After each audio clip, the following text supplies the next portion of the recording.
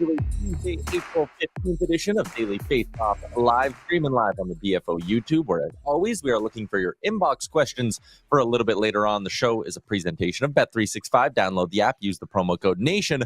Whatever the moment, it's never ordinary at Bet365. Tyler Yaremchuk, Frank Seravalli with you here on a Tuesday. And Frank, let's maybe kick off the show with a little bit of injury news. Owen Power has a serious injury. Lindy Ruff doesn't sound good for Owen Power. Obviously, the Sabres out of the playoff mix, but wishing the best for Owen Power. Gabe Landeskog recalled, though, from his conditioning stint, Frank. He's going to get a game in, it sounds like, before the end of the regular season.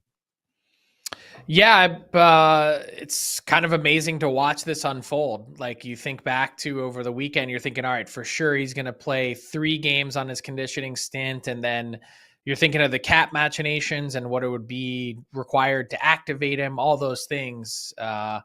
Look, this is an amazing story that's unfolded. And the fact that he got a goal in that stint looked good. His teammates were there to support him. It was a pretty amazing weekend. So he's trying to do something that when he plays his first game, no one has ever done and come back from that injury.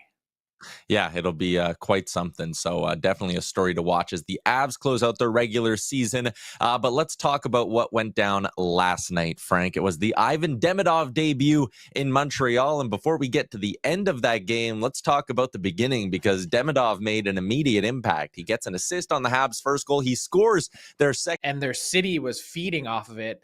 Now it just gets to a whole other level. Yeah, it really does. And still no X next to their name because of what went down in the shootout, Frank. A lot of confusion from the broadcast to people watching at home to everyone in the building to even Frank Nazar, who scores a goal on the Blackhawks' second attempt in the shootout. And he sneaks it just over top of Sam Montimo. The puck gets stuck in the back of the net, and the referees don't see it go in. They think it went out of play. And it was funny to even hear Nazar after the game be like, I went back to the bench and I was like, guys, I scored. And his teammates were like, yeah, no, you didn't, but good try, Frank. This was weird. And I guess where we'll go with it, did the NHL get it wrong by going back and allowing this goal? No, they got it right, because first off, it clearly was a goal. And second, I think, and Pat, I don't know if you can freeze it right here. There's 2 referees watching. Like, they can't get any closer. The fact that they didn't get this right in real time, like, it still boggles the mind. Like, they're watching it and they don't see it go in. How? Anyway, so they did not signal no goal here, as far as I can tell. And I've watched this a bunch of times. They seem to, like, gesture toward each other, but because it wasn't called no goal, they didn't have to go back and overturn it. I just don't believe there was any signal made at all. And so clearly a goal and should have been counted as such. I think the bigger question is, why did this fail through multiple levels? If the referees missed it on the ice or they weren't sure, they should have then gone to the scorer's table and said, hey, Toronto in the situation room, what happened here? And then there should have been a fail-safe, before continuing on to the next shooter. Was this a goal or was it not? Like, the stakes don't really get that much higher when it comes to a regular season shootout. We're talking about game 81 for the Montreal Canadiens trying to punch their ticket to the Stanley Cup playoffs. I've only covered, one shootout bigger in my life, which was game 82, Flyers-Rangers 2010. One team's in, one team goes home. So could you imagine if this was the same circumstance? Like, they'd be freaking out. Now, I understand the frustration from both sides. Would the Montreal Canadiens have done it differently? Would Marty St. Louis have picked a different shooter? I guess we won't know. Nonetheless, in the end, I think the right decisions were made, but this should not have been, from a process standpoint, how things played out. Yeah, and that's kind of where it was, if you want to use air quotes, wrong here, is that the process was messed up, but they got the call right. So I just have a hard time, and I know yesterday a lot of Habs fans were tweeting out Rule 37.2, which says any potential goal requiring video review must be reviewed prior to and or during the next stoppage of play. I just think, again, something got broken in the process here. They got the call right at the end of the day. It was a goal. It was eventually awarded as a goal, and you move on. And for the Habs now, as they head into their 82nd game, the Columbus Blue Jackets still have a shot at catching them, Frank. So Columbus has 2 games remaining, and they're going to need 2 regulation wins in order to get in here. Tonight, they are taking on the Philadelphia Flyers, and then their 82nd game will come later in the week against the New York Islanders. The Habs need 1 point against a Carolina team who is up in the standings but doesn't have a lot to play for. It's an interesting way this works out, but the point is Columbus still has a shot here. They do, but they pretty much need absolute perfection. Like they need help from Montreal, meaning that Montreal escapes their game 82 without any points. And then in addition to that, they need to win both of their games in regulation. So Montreal has the tiebreaker. So that part is makes it just a shade tougher. So you're looking at 2 regulation wins and nothing from Montreal. I mean, they've got their work cut out for them, but again, like this has been a magical season from the Columbus Blue Jackets. When you talk about what this team was facing, carrying an unimaginable tragedy, the significant injuries to so many of their veteran players, the fact that they're at this point in time where they've got an opportunity to pull off the unthinkable in these final 2 games and catch the Montreal Canadiens, who have had a mojo and energy about them, it just speaks to where Columbus is coming from, and how deep they've had to dig all season long.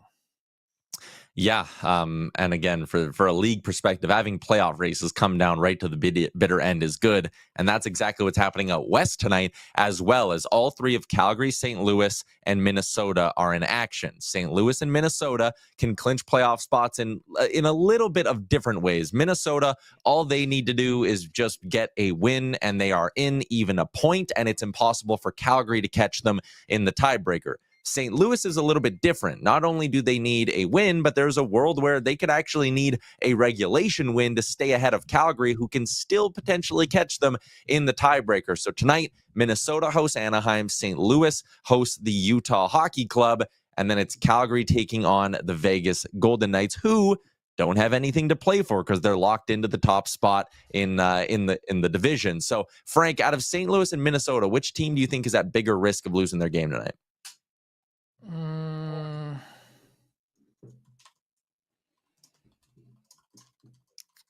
I want to say St. Louis, just because they won so many games in a row, and then now they've lost 3 in a row, 0-2-1.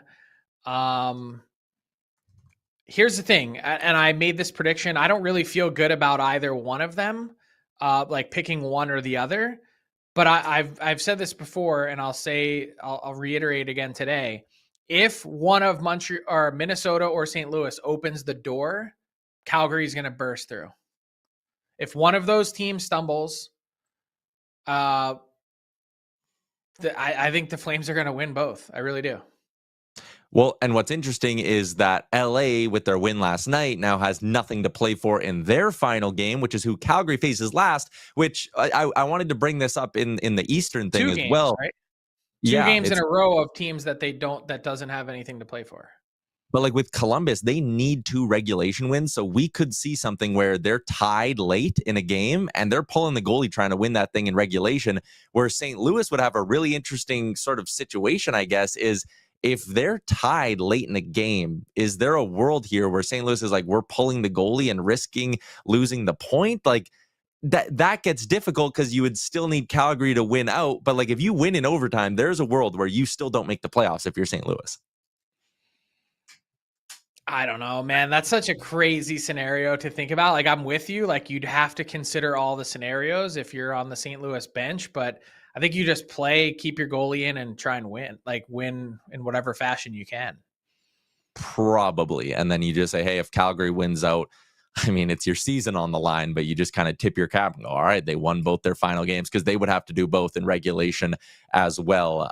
Frank, one of my favorite things that you do every year is your bold predictions article. And I also love sitting here at the end of the regular season and looking back on them. And listen, I think the one thing I want to say first is that, like, you don't do these trying to go 32 for 32 or 25 for 32. The point is they're supposed to be bold and out there a little bit. So I will start by giving you credit on a few that you nailed. You got your top trade deadline targets. Brock Nelson, Yanni Gord, Cam Fowler, they all moved before the deadline. You nailed that. It seems like Cale Makar is going to win the Norris. You had predicted that as well. But I want to talk about your Matvei Michkov prediction. His over-under on Bet365 was 47.5. You called it a stone-cold mortal lock, and he absolutely crushed it. I guess what's crazy is if you would have shown anyone this stat line at the start of the year and then been like, oh, by the way, he's probably coming 4th or 5th in rookie voting, that would have been mind-blowing. Not only that, but it's also the way that this season has played out. What an absolute roller coaster for Michkov. Healthy, scratched, benched in other games. And then finally, 7 games ago, John Tortorella gets fired. He's freed. The shackles are off. He has 9 points in his last 7 games. And look, this has been an upside down, all over the place year for Michkov. What an introduction to the NHL. I think what burns bright is his passion. He's clearly a very talented player, and he's someone that's figuring it out on the fly without really a lot of help at times too. So I think he's in a great spot moving forward. It'll be exciting to see how he blossoms under their next permanent head coach. And yeah, 47.5 points just kind of felt a little bit light. A lot of rookies had gotten past that point total in the last few years. And so one of the other bold predictions that I had right near that involved the Flyers. And I said, the Flyers will have more points than the Penguins this year. Still TBD on that. The Flyers have they have a game in hand and a couple left to play out. But I kind of spoke to the Penguins and really kind of how much optimism surrounded them in the preseason. Can they be a playoff team again? They're a long ways off. Another reminder. Yeah, they really are. Another one you got right, and I guess not. You got it like 98% right. You said the Rangers will make Igor Shesterkin the highest paid goalie in the NHL, in NHL history, at $11.25 million per season. You were off by $250,000, but I'm still giving you credit for this one. You got it. But another one you had in regards to a pending free agent was that Mitch Marner is going to headline the crop of 2025 free agents, and right now, he's the best guy still on the market. How confident are you that that prediction will still come true? I just finished the piece that's going up on dailyfaceoff.com, and I give myself like a verdict and grade on each one. And I said for this one, as I wrote it, I'm nodding like Jack Nicholson in the anger management from 2003. So it's that one is, I'm pretty confident that that's going to happen. I do think Mitch Marner is going to market. All right, now let's talk about a few that you missed on, Frank. Let's start with Nashville, where Barry Trotz, I mean, he had a real busy summer. There was Shea and Stamkos and Marchessault, and you had Barry Trotz as the GM of the Year winner. It ain't happening, but do you think Barry Trotz can salvage this thing in Nashville, or is there going to be a long road ahead? It's a long road because I think when you look at this team now, what they basically did was they said, well, we don't care about what years 3, 4, and 5 look like on these contracts. We're going to make the playoffs now. We're going to be a contending team, and we'll deal with the aftermath later. The problem is they finished in 30th place this season. They've got one of the oldest rosters now. So many guys on the wrong side of 30, and all of these long-term commitments and major dollars tied up, that Barry Trotz went from a guy that I thought could be a GM of the Year candidate to someone kind of very quickly on the hot seat now, where you're asking these questions. How did we get this whiplash effect from 18 months ago, team that was rebuilding, to wins 15 games in a row, makes the playoffs, loses in the first round, and then all of a sudden vaults into contender status? I think another reminder for me and everyone else that the team that wins the summer, that wins the offseason and free agency, very likely isn't the one that ends up being a very good team later on. If you would have shown hockey fans at the start of the year the current bottom 4 in the standings, where it goes San Jose, Chicago, Nashville, and Boston, there would have been a lot of jaws on the floor, including yours, Frank. Boston was one half of your Stanley Cup final pick. The other half was the Edmonton Oilers. How confident are you that maybe you can at least bat 50% on that one? Not very confident. I just think the Oilers are the most vulnerable that they've been. The Matthias Ekholm injury, depending on how long he's out, is a material and significant impact. Not very confident in their goaltending with Stuart Skinner. And yes, they've got two of the best playoff performers of all time, certainly among players that don't have a Stanley Cup next to their name, and Connor McDavid and Leon Draisaitl, and that's all trending well. The Bruins pick was so off, so bad. They tanked the right way, by the way. Trade deadline just sunk like a stone right to the bottom of the standings where they're going to get a great pick. And I just felt like Boston had been so successful that with the offseason additions that they made, that they had put themselves in a position where they could be a team that took an even bigger step forward. They kind of went after their center position. They improved their back end. Man, nothing worked, and now they traded away 5 of those pieces. It's going to be a little while, but I think before we see the Bruins in the playoffs again. Yeah, it will be. Let's move along, get to our big segment for the day. It's the Blue Paint, and it's brought to you by Charm Diamond Centers, proudly Canadian owned and operated since 1972. You can check out their large selection of Canadian lab-grown diamonds and mined diamonds by visiting them online at charmdiamondcenters.com.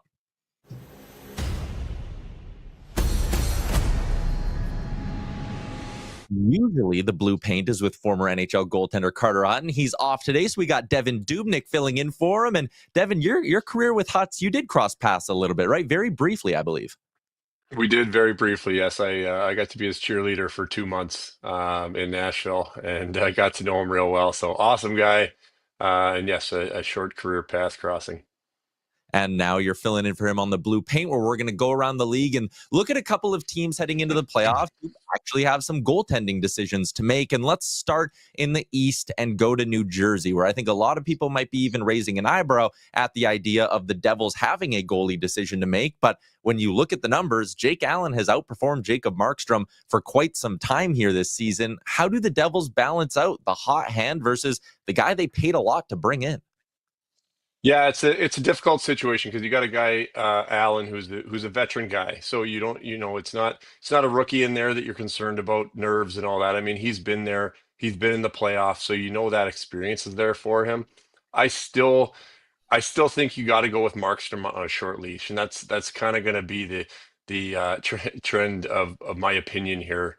Is that you paid this guy, and his ceiling is just higher. It's just what it is at this point in both of their careers. This is why you paid him. We all know to win a Stanley Cup, you have to have phenomenal goaltending, and I think the ceiling for Markstrom is just higher than Allen's. But in this situation, I think it's a lot closer, and if they do go with Markstrom, I think the leash has got to be extremely short. Um, give him a go. If he struggles at all, then you can't wait. You can't wait to get down 2-0. You can't wait to get down 3-1 in a series. I think you start him game one, and you decide how you feel about his play, and just have Allen ready to go in the holster in case you need him. I think this one's one of the closest ones. I'm with you. I'd actually go with Allen in this circumstance, Devin. I mean, you look at his numbers since March 1st, significantly better than Markstrom. And beyond that, I looked this up yesterday because I was a little bit surprised. Allen has actually made more postseason appearances than Markstrom, which I found fascinating. He actually has slightly more experience than a guy that I think we kind of view as someone that's been around for a while.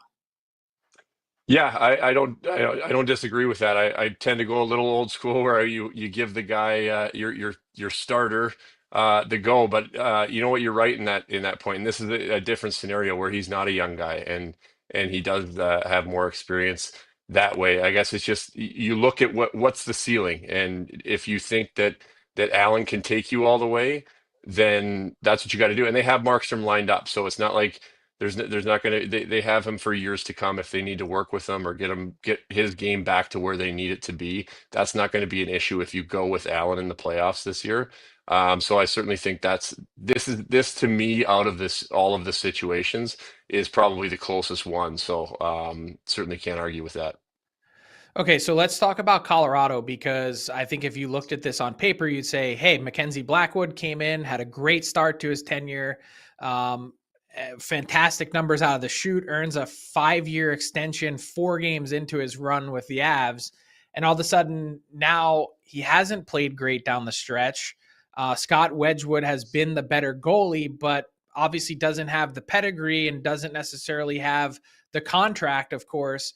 So which one would it be for you? Is it a ceiling thing? Yeah, to me, again, it's a ceiling thing, and I really like Wedgwood. I really like what he's done the last few years. His game, he brings energy and intensity, and other than size, they actually both look a little similar in there when they play. But I think you got to go with Blackwood on this one. You brought him in. He showed you what he's capable of. When he is on, I mean, he's a monster in there. He's 6'5", flexible. He's lightning quick. He also brings that energy as well. So this is a good situation for a team to be in. Again, just in case. But to me, this is a no-brainer to go with Mackenzie Blackwood in a similar situation where it is a shorter leash. If those struggles do continue, you just don't let yourself get behind in a series, and it's nice to have that Wedgwood thing. But like you mentioned, I just think the ceiling's the biggest part, and you have your guy with Mackenzie Blackwood, and if they're both playing well, the ceiling on Blackwood is a lot higher.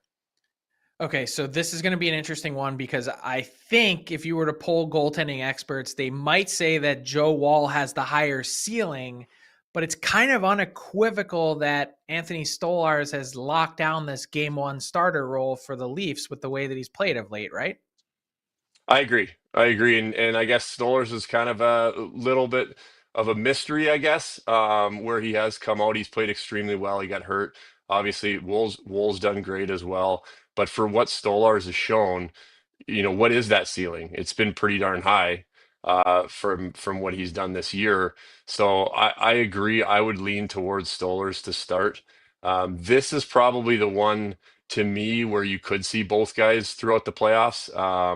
I don't necessarily think that would be an alternating situation at all. But if one guy struggles a little bit, you can quickly go back to another guy, vice versa, throughout the playoffs. I think this one might be the situation that we see both of these guys a little bit more. Yeah, and what's interesting about Stolarz as well is the fact this is the first time he's appeared in more than 30 regular season games in an NHL season, so the workload's been up there. Last situation I wanted to touch on was out in Edmonton. Stuart Skinner was hurt for a few weeks. Calvin Pickard really stepped up. If you take out last night's game, he has something like a 9-12 since the beginning of March, and obviously there's the lingering storyline of Stuart Skinner's previous playoff struggles as well. If you were Edmonton, is it similar to the other ones, or it's like, all right, you have your guy in Skinner, you give him the first crack at things, or are you riding the hot hand a little bit here with Pickard? No, this one's not an option for me. You got to go with Skinner, and we've talked so much about this, and Calvin Pickard has done an incredible job. He's a great teammate that everybody loves. But in all honesty, if you're Edmonton, you're trying to win a Stanley Cup, you have to play Stuart Skinner. Calvin Pickard is not going to take you to the Stanley Cup final. It's nothing against him. It's just the way it is. And that ceiling is just not there. And so he's there. He's stepped up every time he's needed to. He stepped up last year when he needed to in playoffs. There might come a time in playoffs where they're going to need a game or two out of him. But to me, if you want to win the Stanley Cup as the Edmonton Oilers, Stuart Skinner is your only option. Yeah, I think I agree with that. One more before we let you go. We saw a streak come to a finish last night. Karel Vejmelka appeared in 23 consecutive games for the Utah Hockey Club, even though they've been out of the playoff picture for a while now. Is this a situation where the team maybe wasn't even being considerate of his health? Like, was this a bit too much for them to have played him 23 in a row? Or if you're a goalie in that situation, are you even just like, no, I want to keep playing, keep starting me? Well, 23 is nothing. I did 38. So he's got a long way to go to get there. But no, I think it's a good situation as long as his health was there. They're not in a playoff spot. They did a lot better this year. They had a lot more success than I think anybody really expected. And you got a young goalie who's showing that he can be your starting guy. He can be your guy. And two things. One, they get to have a real hard look at him in all these different situations to decide if that is going to be their guy that they're going to move forward with, which I think they like what they're seeing. And also, he gets to see every single different scenario. And I mean, every scenario. It's traveling, playing when you don't feel good, if you're a little bit sick, if something hurts a little bit. These are all things that you're going to have to battle through and learn how to get through, especially during playoff runs as a starting goalie. And he's starting that many games in a row, has now got to see all of these different things. And yes, they're not in a playoff run, so maybe the pressure isn't quite there. But I think it's a great job and a great opportunity for them to really see what they have in him. And I think they like what they're seeing. Devan, appreciate your time, man. Thanks for doing this. All right. Thanks, guys.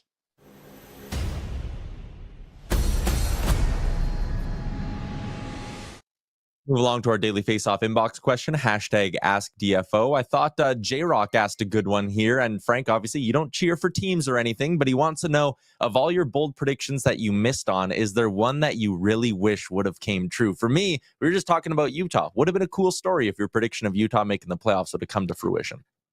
Yeah, and I truly believe that had Utah had a healthy back end, had they had Sean Durzi and John Marino for a 5-month period of time, that Utah authentically would be a playoff team. So that would have been a good one.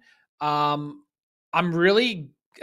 flip it and I'll do the inverse of this. I'm really glad that I was wrong on Alex Ovechkin breaking the record. I said it would wait another year. I said he'd get 34. But the fact that he got 42 goals in 61 games is still mind-blowing as a 39-year-old. Like, that is, he got 11 more goals this season than he did last year in 18 more games. Like, I'm thrilled that I was wrong on that one. Yeah, that one, again, that moment down the stretch, unbelievable. Let's get to our daily bets for Bet365. Breaking news coming in from Bet365, where every nail-biting overtime win is a barn burner and every suspenseful moment in between is amazing. Whatever the moment, it's never ordinary at Bet365, an official partner of the NHL. Download the Bet365 app. Use the code NATION to get in the game. Must be 19 or older. Please play responsibly. I got 2 picks for tonight, a little parlay between the Leafs and Flames. Leafs can lock up top spot in the Atlantic with a win. They're -160 in Buffalo. Nothing to play for the Sabres. And the Flames hosting the Golden Knights -105. They're slight underdogs, playing them together at +217. And the shot prop parlay is Michkov and Meyer. Myers hit in 4 of 5. Michkov is crushed in 3 of 5, but I like his matchup tonight. So those two are +164. And that brings us to garbage time. Frank and Logan Couture is going to be holding a press conference with the San Jose Sharks today to announce that he will not be able to continue his NHL career. And a guy who over the last couple of seasons has faded away because of the injuries, obviously. But when you look back at his career, just unbelievable. 701 points in 933 games. Incredible career. Look, I think when we look back on Logan Couture and his impact in the game, what I'll remember is he's one of the true competitors to ever play. You get to the postseason, that guy was a gamer. He was a clutch player who in separate postseasons, one year he led the playoffs in goals. Another year he led the playoffs in assists and points. It almost felt like when you were in San Jose for playoff runs that every night you were getting something magical from Logan Couture. And that's the mark of a true outstanding player. Like, he had great regular seasons, was a really consistent producer, but when he got to the postseason, he turned it on. And I think it's just unfortunate that his body isn't able to cooperate. Just 6 games played over the last 2 seasons. We haven't seen him on the ice since last January. So not exactly shocking news. And I'm just hoping that he gets the proper send-off today as the Sharks captain. 2 years left on his deal at $8 million per. That just unfortunate that this is a guy that could have probably really helped a playoff team over these last couple seasons of his contract that just couldn't stay on the ice. 101 points in 116 playoff games. That is an unbelievable stat line. So yeah, sending our best to way more than his career points per game, right? So you look at his regular season, then you look at his playoffs, like not many of those guys go up, right? Yeah, that's totally fair. A proven playoff guy. That is a wrap on today's edition of the show. Everyone in the YouTube, great stuff. As always, shout out to Devan Dubnyk for swinging by as well. We're going to be right back here tomorrow when we just might know who's in the playoffs in the Western Conference. We'll see you all again on Wednesday at noon Eastern.